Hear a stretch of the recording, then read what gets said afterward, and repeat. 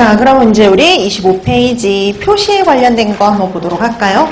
자, 표시와 관련된 거, 이제 우리가 이제 식품 등의 표시 광고에 관한 법률 밑에 이제 식품 등의 고식 있거든요. 식품 등의 표시 기준과 관련된 식약처 고시와 관련된 내용에 보면은요, 우선 용어 정리가 되어 있어요. 용어와 관련된 거 한번 보세요.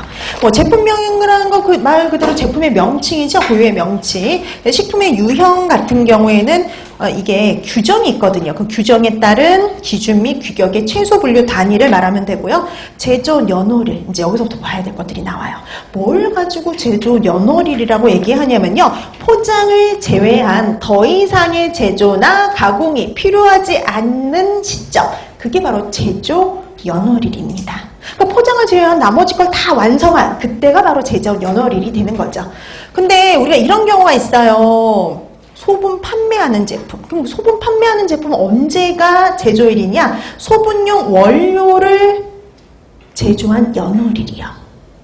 그 다음에 원료 제품의 저장성이 변하지 않는 단순 가공 처리만 하는 제품들 있잖아요. 그런 경우에는 원료 제품의 포장일이요. 포장일이, 포장 시점이 제조 연월일이 됩니다. 자, 그 다음에 유통기한이라는 말도 있죠. 여러분, 유통기한은 뭐냐면요. 제품의 제조일로부터 소비자에게 판매가 허용되는 기간. 그러니까 우리가 보통 제일 많이 쓰는 게 유통기한이에요. 그래서 우리가 보통 식품을 제조 가공한 그런 식품들, 가공식품들은 가장 일반적으로 쓰는 게 바로 유통기한인데요. 그러니까 우리가 몇 월 며칠까지 이렇게 유통기한이 표시가 되어 있으면 그거는 시중에 판매가 허용되는 기한을 말하죠. 근데 여러분 이게 유통기한이 지나도 상태가 되게 양호한 경우가 대다수지 않아요? 보통 다 대다수예요.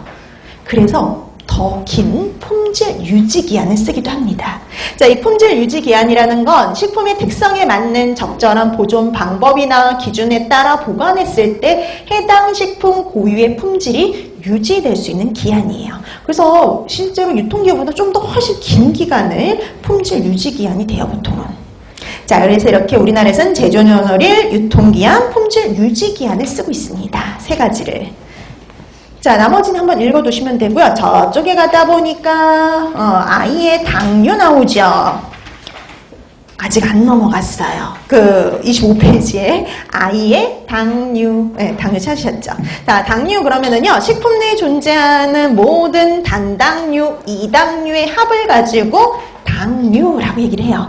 근데 여러분 트랜스 지방이라는 거 들어보셨나요? 네, 트랜스 지방. 여러분 이 포화 지방산보다요, 이 트랜스 지방이요, 심혈관계 질환과 더 밀접한 관련이 있어요. 우리 몸에 더 나쁘다는 소리거든요. 자, 이런 트랜스 지방은 트랜스 구조를 한 개 이상 가지고 있는 비공액형의 모든 불포화 지방산을 말해요. 그래서 우리 왜 마가린 있잖아요.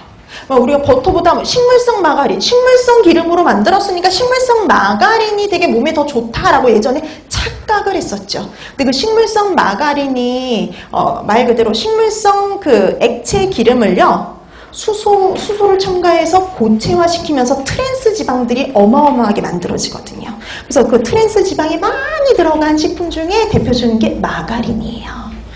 자, 그래서 이렇게 트랜스 구조를 한 개 이상 가지고 있는 비공액형의 불포화 지방산을 우리가 트랜스 지방 이렇게 얘기를 하고요. 이 트랜스 지방이 건강에 나쁜 악영향을 미치기 때문에 이런 트랜스 지방이 얼마 함유되어 있느냐 이런 것들도 표시하도록 하고 있죠. 그래서 여러분들이 먹는 과자나 뭐 이런데 빵 같은데 이런 게 가공식품들의 그 뒤에 표시가 되어 있는 그 영양 표시를 보면은요, 트랜스 지방이 몇 프로 함유되어 있는지 이런 게 다 표시되어 있어요.